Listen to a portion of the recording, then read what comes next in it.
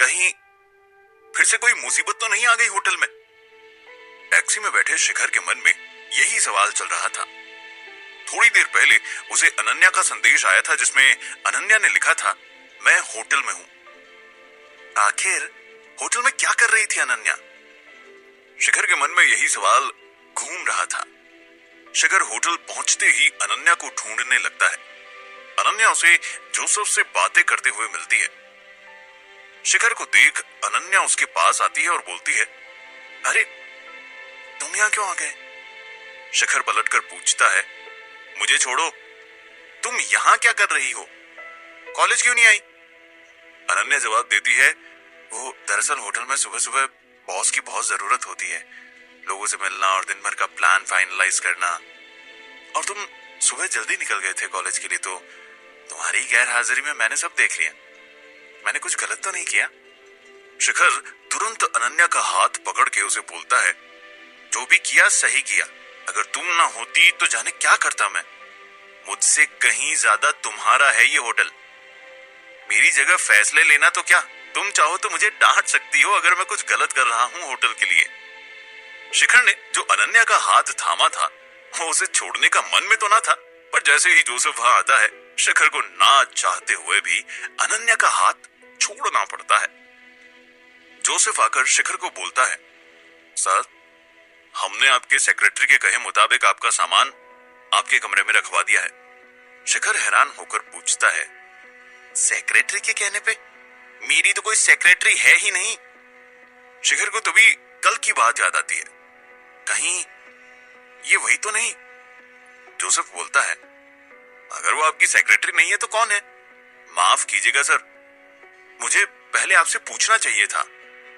वो अभी कहाँ है? जोसेफ ने जवाब दिया, अभी वो आपके कमरे में ही होगी, सारे सामान को सजाते हुए।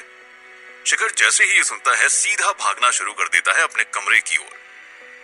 किससे पूछकर यहां आई तुम? और मेरे कमरे में ये सब क्या है? शिखर सामने पड़े किताबों के भंडार को देखकर सेक्रेटरी से सवाल करता है। बबीता ने शिखर के कमरे को किताबों से भर मानो पुस्तकालय ही बना दिया हो। इतनी किताबें देखकर शिखर भी हैरान हो गया। कोई मेरे कमरे में किताबें क्यों रखवाएगा? शिखर मन ही मन सोच रहा था। बबीता ने जवाब दिया, मुझे ऑर्डर आया था कि आपके कमरे में ये सारी किताबें रखी जाए और आपको ये बताया जाए कि आज से मैं आप पे निगरानी रखने वाली हूं पढ़ाई लिखाई के मामले में, और अगर आपने बात मानने से मना किया तो उसके परिणाम भी होंगे। शिखर पलटकर पूछता है, क्या परिणाम? बबीता बोली, ये नहीं पता मुझे जितना बताया गया था मैंने आपको बता दिया। और हाँ, आपने जो भी कल सवाल पूछे थे उनमें से किसी का भी जवाब देने से मना कर दिया उन्होंने। बस इतना बोला, जब समय आएगा आपको खुद पता चल जाएगा, तब तक इंतजार कीजिए। शिखर की ये बात सुनकर सांसें तेज हो जाती है और वो सोचता है, आखिर कौन है जो मेरी जिंदगी को अपने हिसाब से चलाना चाहता है? और बबीता से पूछता है, तुमने बताया था किसी रोजगार एजेंसी के जरिए तुम्हें नियुक्त किया था उन्होंने, कौन सी एजेंसी थी वो? मुझे उसका नाम जानना है। बबीता से उस एजेंसी का नाम और पता लेकर शिखर नीचे जाता है और जैसे ही निकलने वाला होता है कि पीछे से आवाज आती है। अनन्या बोल पड़ती है, अब मुझे भी साथ जाना है। शिखर भी अनन्या को मना नहीं कर पाता और दोनों साथ निकल पड़ते हैं पता लगाने की आखिर कौन है इसके पीछे। अगर कोई पूरे 50 करोड़ रुपए तुम्हारे खाते में डाल दे और अपनी पहचान भी नहीं बताना चाहे तो क्या करना चाहिए? अनन्या चौंकते हुए बोलती है। शिखर ने सारी बातें अनन्या को बता दी। एजेंसी पहुंचने के रास्ते में ही मैं कोशिश किए जा रहा हूं, पर वो अपनी पहचान बताने को राजी ही नहीं है। अब मुझे अपने तरीके से ही उनकी पहचान निकालनी होगी। शिखर ने जवाब दिया। दोनों एजेंसी के अंदर प्रवेश करते हैं। शिखर सीधा डेस्क पर जाकर पड़ताल शुरू कर देता है। उनसे पूछता है, मुझे बबीता बनर्जी, जिनको आपके कंपनी के द्वारा मेरा सेक्रेटरी नियुक्त किया गया था, उनके बारे में कुछ पूछना था। एक मिनट सर। डेस्क पे बैठे इंसान ने अपने कंप्यूटर में लिखते हुए बोला, हाँ, मिल गया बबीता बनर्जी का प्रोफाइल। अब बताइए क्या काम था? शिखर बोला, उन्हें नियुक्त किसने किया था? क्या ये पता लगा सकते हैं? डेस्क पे बैठे उस इंसान ने साफ मना कर दिया। ये तो सेंसिटिव जानकारी है सर, ये तो हम किसी भी हालत में आपको नहीं दे सकते। शिखर ने समझाने की कोशिश तो की, मगर वो इंसान कहां मानने वाला था। अनन्या भी आगे बढ़ते हुए बोली, आप समझ नहीं रहे हैं शिखर के लिए जानना कितना जरूरी है। अगर कोई छोटी मोटी बात होती तो हम आपको परेशान नहीं करते। डेस्क पे बैठा आदमी बोला, ये मेरे हाथ में नहीं है, आप बॉस से बात कर लीजिए। अगर उन्होंने बोला तो मुझे कोई दिक्कत नहीं आपको ये बताने में। शिखर जैसे ये सुनता है सीधा अनन्या के साथ बॉस के केबिन में घुस जाता है और उनसे विनती करने लगता है, मगर बॉस भी उनकी एक बात मानने को राजी नहीं और बोलता है, हमारी कंपनी की योजना में से एक है ये कि ऐसी जानकारी किसी बाहर वाले के साथ साझा नहीं कर सकते। शिखर गुस्से में बोलता है, आपको पता है मैं कौन हूं? ये होटल ब्लू लिली के मालिक हैं। अनन्या बोली, अगर किसी मिनिस्टर के बेटे भी होते तो भी नहीं बता सकता हूं मैं ये, बॉस ने जवाब दिया। क्या करना होगा मुझे ये बात जानने के लिए? शिखर पूछा। एक ही तरीका है, कंपनी खरीद लो। इसके अलावा और किसी भी सूरत में आपको ये हम बात नहीं बता सकते, बॉस ने जवाब दिया। कितने की है ये कंपनी? शिखर बॉस की आंखों में आंखें डाल के बोला। बॉस शिखर का हुलिया देख के हंस पड़ा। तू खरीदेगा? अरे पहले अपने लिए ढंग के कपड़े तो खरीद ले। और तंज कसते हुए बोला। शिखर ने तुरंत अपने फोन में खाते का बैलेंस दिखाया, जिसे देखकर बॉस आश्चर्यचकित रह गया। परसों ही इन्होंने हमारा होटल ब्लू मून खरीदा। अनन्या बोली, अब बताओ कितने की है तुम्हारी ये कंपनी? शिखर ने पूछा। लगभग एक डेढ़ करोड़ मैंने खुद अपने हाथों से खड़ा किया है इस कंपनी को, बॉस अपनी छाती चौड़ी करते हुए बोला। 2 करोड़ अब भी भेज रहा हूं आपको, आज से ये कंपनी मेरी। अब बताओ कौन है वो जिसने बबीता को नियुक्त किया? शिखर बेसब्री से बोलता है, माफ करना मगर आज तो किसी भी हालत में ये बात नहीं बता पाऊंगा, बॉस बोला। मगर क्यों? शिखर ने पूछा। कंपनी के कागजात बनाने में 1 दिन लग जाएगा, भले ही कल सुबह आप आकर सबसे पहला काम यही करना, मगर जब तक कंपनी आपके नाम नहीं होती तब तक, बॉस ने जवाब दिया। शिखर बॉस को बीच में ही काटते हुए बोला, ठीक है, इतने दिन इंतजार कर लिए तो 1 दिन और सही, कल कागजात तैयार रखिएगा, अब कल ही मिलते हैं। इतना बोल शिखर चेहरे पे एक हल्की सी मुस्कान लिए अनन्या के साथ वहां से निकल जाता है। शिखर अनन्या के साथ होटल पहुंचता है। अब कल तुम्हें आखिरकार तुम्हारे सारे सवालों के जवाब मिल जाएंगे, अनन्या बोली। तुमने जितना मेरे लिए किया है उतना कोई किसी के लिए नहीं करता ना। थैंक यू, शिखर बोला। इतना भी फॉर्मल क्या होना, अब तो हम दोस्त बन चुके हैं और दोस्ती में नो थैंक यू ये तो पता ही होगा, अनन्या ने हंसते हुए जवाब दिया। अगर बुरा ना मानो तो कुछ पूछूं, शिखर हिचकिचाते हुए बोला। हाँ हाँ पूछो पूछो, अनन्या ने तुरंत जवाब दिया। तुमने मेरे लिए जो कुछ भी किया उसका शुक्रिया अदा करने को मैं तुम्हें कल रात डिनर पे कहीं ले जा सकता हूँ क्या? शिखर ने डरते डरते पूछा। क्या मुझे डेट पे ले जाने की परमिशन मांग रहे हो मिस्टर शिखर? अनन्या शिखर की आंखों में आंखें डालते हुए बोली। शिखर का चेहरा लाल हो जाता है और उसकी जुबान से एक शब्द तक नहीं निकल रहा था। ये देखकर अनन्या हंसते हुए बोली, अगर डेट हो तो मैं राजी हूं, अगर शुक्रिया अदा करने के लिए ले जाना है तो मैं नहीं जा रही, फैसला करके बता देना। ये बोलकर अनन्या वहां से जाने लगती है। शिखर भी समझ गया और बस इतना सा बोला, घर छोड़ने चलूं क्या साथ? अनन्या ने दूर जाते हुए जवाब दिया, टैक्सी लेके चली जाऊंगी, कल के लिए कम से कम कुछ अच्छे कपड़े खरीद लेना मिस्टर शिखर। अनन्या की इस बात पे शिखर के चेहरे पर भी हंसी आ जाती है। अनन्या कुछ दूर जाकर हाथ दिखा एक टैक्सी रोकती है और अंदर बैठ के किसी को फोन लगाती है। और दूसरी ओर जैसे ही कोई फोन उठाता है, अनन्या बोलती है, हाँ पापा। मैंने सब पता लगा लिया है इसके बारे में। ये तो बस 2 दिन का करोड़पति है। इससे हमारा होटल वापस लेना ज्यादा मुश्किल नहीं होगा। मुझे पता है इसे कैसे फंसाना है। आप मुझ पे भरोसा रखो पापा। ये होटल मैं आपको वापस दिला के ही रहूंगी। अब ये जिम्मेदारी मेरी है। आज आखिरकार इस राज से पर्दा उठ ही जाएगा कि शुभचिंतक कौन है, क्या राज है इस 50 करोड़ के पीछे। अगले दिन शिखर अनन्या के साथ एजेंसी की ओर जाते हुए यही सोचे जा रहा था। अनन्या बोली, कल एजेंसी के बॉस ने बोल दिया था 10 बजे खुलता है उनका कार्यालय। अभी 9:30 ही हुए हैं। तुमने सुबह से कुछ खाया भी नहीं है। पहले कहीं चल के कुछ खा लेते हैं, फिर चलना एजेंसी।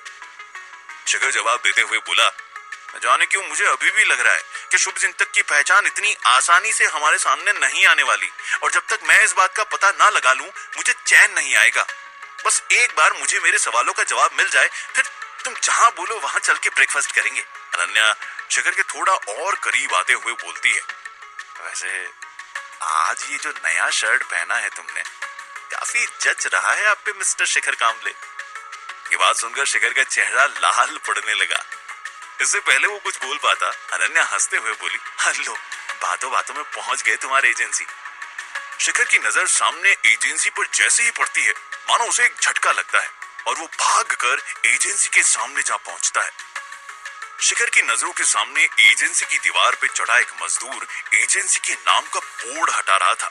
शिखर उससे पूछता है, अरे क्यों हटा रहे हो इस बोर्ड को यहाँ से? मजदूर शिखर की ओर देखते हुए बोलता है, कोई नया मालिक आने वाला है यहाँ, तो पुराना बोर्ड हटाकर नया लगा रहा हूँ। ये बात सुनकर शिखर की जान में जान आई। तभी भागती हुई अनन्या वहां पहुंची और हाफते हुए पूछती है, अचानक से भाग के क्यों आ गए? शिखर मुस्कुराते हुए जवाब देता है, बोर्ड हटता देखकर मुझे ऐसा लगा कि अब कोई ये ना बोल दे कि इस नाम की कोई एजेंसी नहीं है यहाँ पे। अनन्या को शिखर की ये बात समझ नहीं आती और वो धीरे से हंसते हुए बोली, अब चलो भी अंदर शुभचिंतक की असली पहचान पता करने। शिखर और अनन्या एजेंसी के अंदर जाते हुए देखते हैं कि वहां सारे कंपनी के नाम के पोस्टर्स को हटाया जा रहा है। शिखर जाके सामने वाले डेस्क के पास खड़ा हो जाता है। पूरा ऑफिस मानो खाली ही था, सिवाय मजदूरों के जो अपने काम पे लगे हुए थे। तभी पीछे से एक आवाज आती है, मैं कब से आप दोनों का ही इंतजार कर रहा था। शिखर मुड़ के देखता है, एजेंसी का बॉस अपने केबिन से चलता हुआ उनकी ओर ही आ रहा था और शिखर उन्हें देखकर मुस्कुराते हुए बोलता है, आपको ये सब कंपनी का नाम बदलने या ऐसा कुछ भी करने की जरूरत नहीं है। ये एजेंसी हमेशा से जैसी थी वैसी ही रहेगी, आगे भी। फिर भी आपका धन्यवाद आपके सहयोग के लिए। बॉस अपनी नजरें चुराते हुए बोलता है, मैंने ऐसा कुछ भी नहीं किया जिसके लिए आपको धन्यवाद बोलना पड़े। ये सुनकर शिखर बोलता है, ये तो आपका बड़प्पन है। मगर बॉस इस बात का कोई जवाब नहीं देता। शिखर को भी ये बात अजीब लगती है कि कहीं सच में कुछ गड़बड़ तो नहीं है, और शिखर अपनी आवाज थोड़ी ऊंची करते हुए बोलता है, तो चलिए काम की बात पे आते हैं। आप कागजात ले आइए, साइन करके डील फाइनल करते हैं। बॉस अपना समय लेते हुए धीरे धीरे बोलता है, उससे पहले कुछ जरूरी बात करनी है। इससे पहले कि बॉस की बात खत्म हो, शिखर उन्हें बीच में ही काटते हुए बोलता है, अगर आपकी कोई शर्तें या टर्म्स है तो मुझे सब मंजूर है। आप बस इस कंपनी को मेरे नाम करो और वो फाइल मुझे सौंप दीजिए। बॉस शिखर की आंखों में आंखें डालते हुए बोलता है, अब ये मुमकिन नहीं है। शिखर तेज सांसें लेते हुए बोलता है, क्यों नहीं? तभी शिखर की नजर पास खड़े मजदूर पे जाती है जो उसे हटाए गए पोस्टर की जगह अब किसी और कंपनी के नाम का पोस्टर लगा रहा था। शिखर की आंखें उभर आती है और वो बिना पलक झपकाए बॉस की ओर देखे जा रहा है। बॉस अपनी धीमी आवाज में जवाब देते हैं, आपके कल यहाँ से जाने के बाद किसी ने आपके दाम का दुगना देकर ये एजेंसी खरीद ली। न जाने कैसे, मगर वो पहले से ही कागजात तैयार करके मेरे पास ले आया और इतना सारा पैसा एक साथ सामने देखकर मैं भी उसके प्रस्ताव को मना नहीं कर पाया। शिखर चिल्लाते हुए बोला, अगर पैसों की ही बात थी तो एक बार मुझे फोन कर लिया होता, मैं 10 गुने पैसे दे देता। और आखिर ये कौन है जिसने मेरे जाते ही आकर आपकी ये एजेंसी खरीद ली? क्या नाम है उसका? बॉस शिखर को देखकर बोलता है, आपका शुभ चिंतक। उन्होंने बस इतना ही बताने को कहा है मुझे, इससे ज्यादा मैं चाहते हुए भी और कुछ नहीं बता पाऊंगा। ये सुनकर मानो शिखर का गुस्सा 7वें आसमान पर पहुंच जाता है।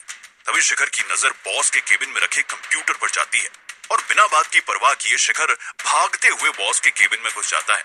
ये देखकर बॉस और अनन्या भी शिखर के पीछे भागते हैं, मगर इससे पहले वो पहुंच पाए शिखर केबिन का गेट उनके मुंह पे बंद कर देता है और कंप्यूटर पर लग जाता है बबीता को किसने नियुक्त किया इस बात का सच जानने। अनन्या और बॉस दोनों केबिन के दरवाजे के बाहर से शिखर को आवाज लगा रहे हैं। बॉस धमकाते हुए बोलता है, तुरंत बाहर निकलो वरना मैं पुलिस को फोन कर रहा हूँ। केबिन के अंदर शिखर बॉस के कंप्यूटर में बबीता के बारे में ढूंढना शुरू कर देता है। क्या शिखर को अपने शुभचिंतक के राज का पता लगेगा? और क्या होगा जब अनन्या का राज आएगा शिखर के सामने?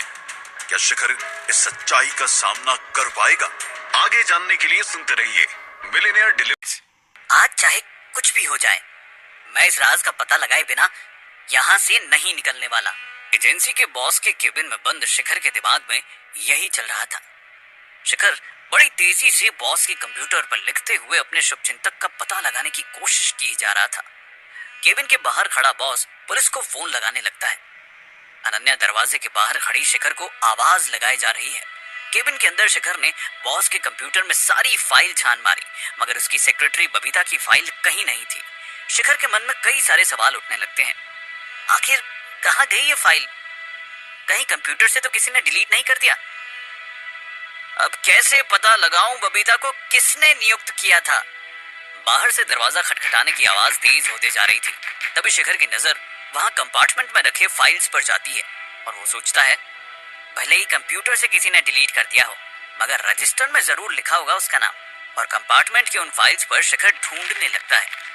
केबिन के बाहर बॉस पुलिस को फोन लगा ही रहा होता है कि उसे एक संदेश आता है, जिसे देखकर वो शांत हो जाता है और पुलिस का फोन काट देता है। आराम से कुर्सी पर मुस्कुराते हुए बैठकर शिखर के बाहर आने का इंतजार करने लगता है। अनन्या बॉस के बर्ताव में आए इस परिवर्तन को देखकर हैरान होते हुए पूछती है, अचानक से क्या हो गया आपको? आप तो पुलिस को फोन लगा रहे थे ना, क्या हो गया? तभी केबिन का दरवाजा खुलता है और हारा हुआ शिखर बाहर आता है। बॉस अनन्या को अपने फोन में आए हुए संदेश दिखाकर बोलता है, शिखर को जो मर्जी वो करने दो, ये एजेंसी उसके नाम कर दिया गया है। उसे जिस फाइल की तलाश है वो कल रात ही सारे रिकॉर्ड से हटा दिया था हमने। शिखर वहां से बिना रुके निकल जाता है और उसके पीछे अनन्या। शिखर को पता लग गया था उसे यहाँ से अपने शुभचिंतक के बारे में कुछ पता नहीं लगने वाला। शिखर और अनन्या जैसे ही एजेंसी के बाहर आते हैं, उनकी कार में बैठी पहले से शिखर की सेक्रेटरी इंतजार कर रही होती है। शिखर अपने हाथ को भींचते हुए सेक्रेटरी के सामने जाकर खड़ा होता है। कुछ बोलना तो चाहता है मगर बीच में ही रुक जाता है। सेक्रेटरी शिखर को देख के बोलती है, आपके आज के काम का निर्देश आ चुका है, आपको मेरे साथ चलना होगा। शिखर अपना चेहरा कसते हुए बोलता है, मैं कहीं नहीं जा रहा तुम्हारे साथ, ना ही तुम्हारे शुभ चिंतक की कोई बात मान रहा हूं आज के बाद, जब तक वो खुद आकर मुझसे ना मिले। शिखर ये बोल के अनन्या के साथ वहां से जाने लगता है। सेक्रेटरी ड्राइवर को इशारा करती है और ड्राइवर कार धीमी रफ्तार में शिखर के साथ साथ चलाने लगता है।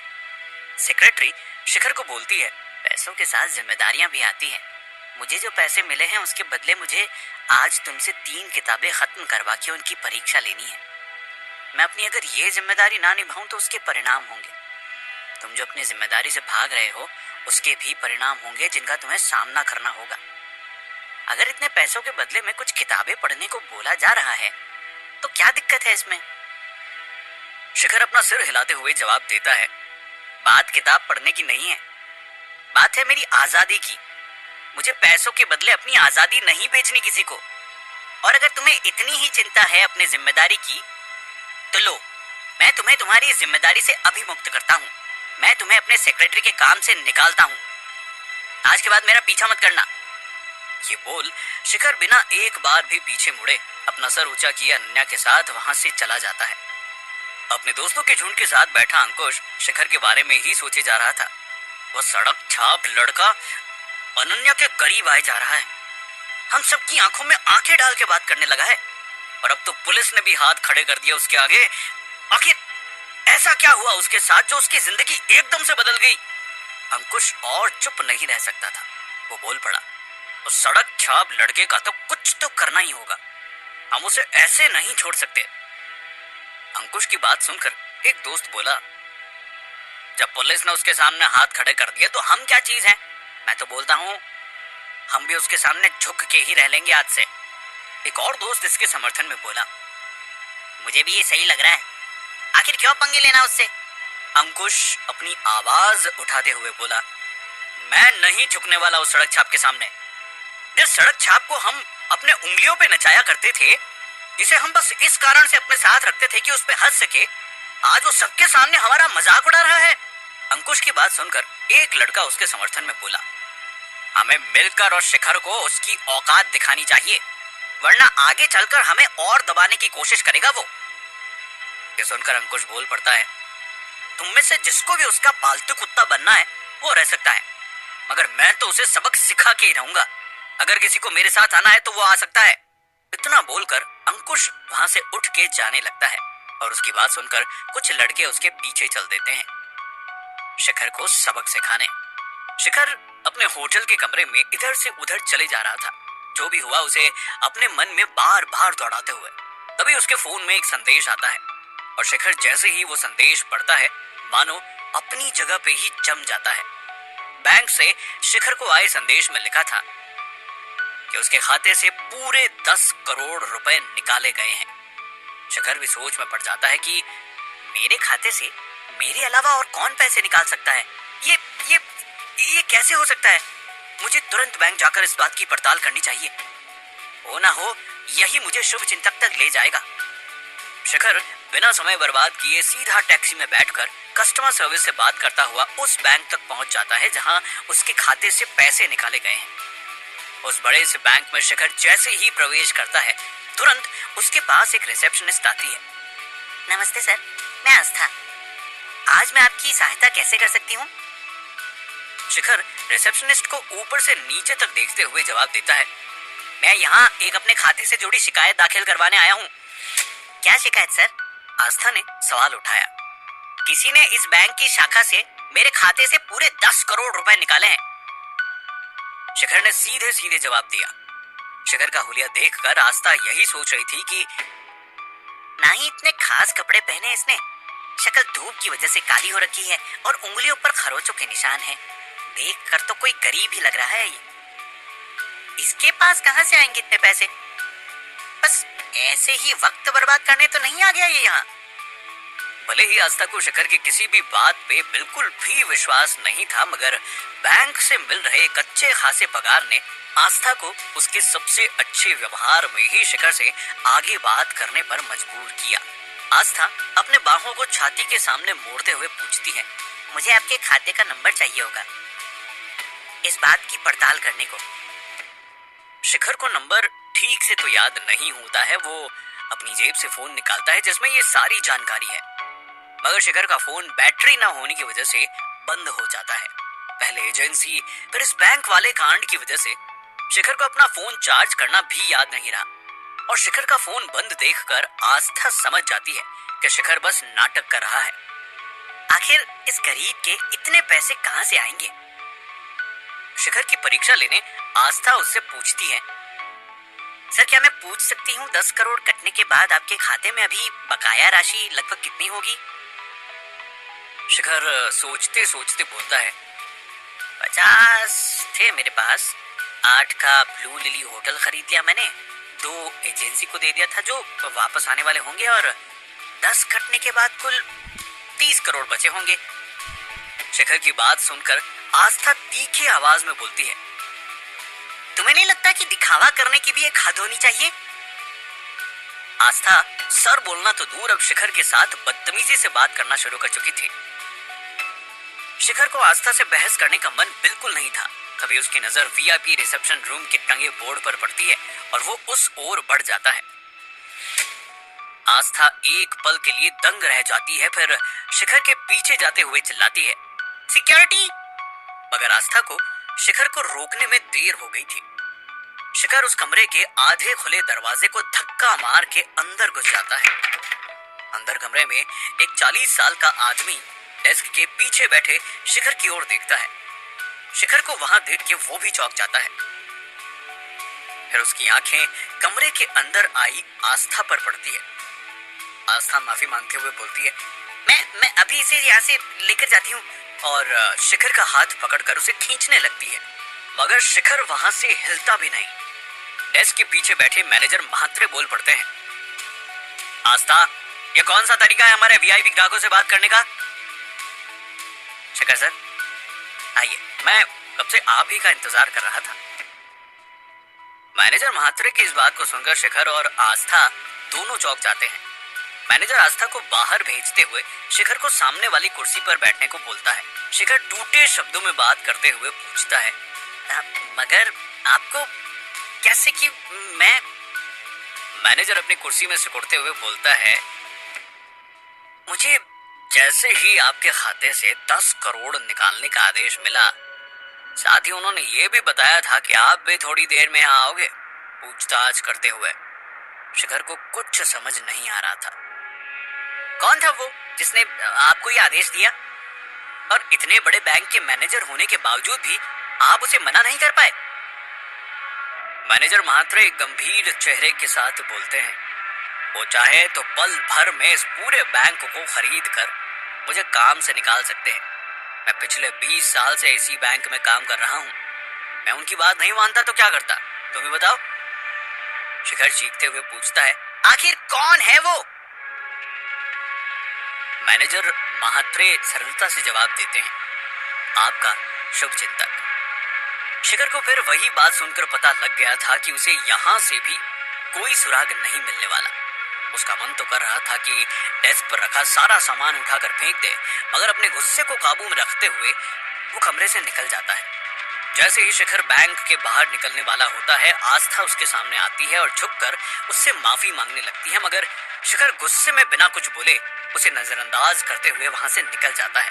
शिखर देर रात को टैक्सी से होटल पहुंचता है और बाहर निकलकर ड्राइवर को जैसे ही पैसे देता है, कोई भागते हुए आता है और उसका बटुआ और फोन हाथ से छीनकर भागने लगता है।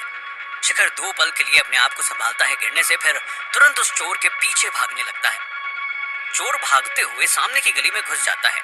शिखर भी उसका पीछा करते हुए गली में घुस जाता है। गली में अंदर तक दीवार होती है और चोर भागते हुए दीवार के पास जाकर रुकता है। उसके सामने आगे भागने का कोई रास्ता नहीं है, वो फंस चुका है। ये देखकर शिखर भी हांफता हुआ रुकता है और पूछता है, मुझे मेरा बटुआ और फोन वापस कर दो, बदले में मैं कुछ नहीं करूंगा, तुम जा सकते हो। तभी सामने खड़ा नकाबपोश चोर जोरों से हंसने लगता है। शिखर की भी दिल की धड़कन तेज हो जाती है जब उसे ऐसा आभास होता है कि उसके पीछे कुछ और लोग खड़े हैं। शिखर मुड़कर देखता है तो 4 नकाबपोश गुंडे सुनसान गली में उसकी ओर बढ़े चले आ रहे थे। ये देखकर शिखर को मानो कोई सांप सूंघ गया हो। उसे समझ ही नहीं आ रहा था कि क्या चल रहा है, क्यों इन गुंडों ने उसे घेर रखा था। इससे पहले कि शिखर कुछ कर पाए, एक गुंडा कूदते हुए उसे गिरा देता है और जमीन पर पड़े शिखर को 5 गुंडे और करीब आकर घेर लेते हैं और एक साथ ही सब अपने पांव से उसे कुचलना शुरू कर देते हैं। शिखर अपना शरीर सिकोड़ कर अपने आप को बचाने की कोशिश करता है, मगर सभी गुंडे उसे लगातार पीटे जा रहे हैं। लात घूंसों की बरसात करते हुए शिखर चिल्लाते हुए पूछता है, आखिर मार क्यों रहे हो मुझे? उन गुंडों में से एक जवाब देता है, तुझे तेरी औकात दिखाने के लिए। तेरी जो औकात है उसी में रहेगा तू हमेशा। आज के बाद अपनी औकात के बाहर कुछ करने की कोशिश की तो यही होगा फिर से तुम्हारे साथ। शिखर के शरीर का एक भी हिस्सा नहीं बचा था जहां से खून नहीं निकल रहा हो। थोड़ी देर में शिखर और दर्द सहन नहीं कर पाता है और वो बेहोश हो जाता है। शिखर को अधमरा देखकर वे गुंडे रुकते हैं और सभी एक एक कर अपना नकाब उतार देते हैं। ये अंकुश और उसके साथी ही थे। अंकुश बोलता है, चलो जल्दी निकलो यहाँ से, अब तो इसने अपना सबक सीख ही लिया होगा। और सब के सब वहां से भाग जाते हैं, शिखर को लहूलुहान वहीं छोड़कर। अब क्या होगा शिखर का? क्या यही था शिखर का अंत? और कौन है वो शुभ चिंतक जो हमेशा शिखर से एक कदम आगे रहते हुए उसे मात दिए जा रहा था। आगे जानने के लिए सुनते रहिए मिलेनियर डिलीवरी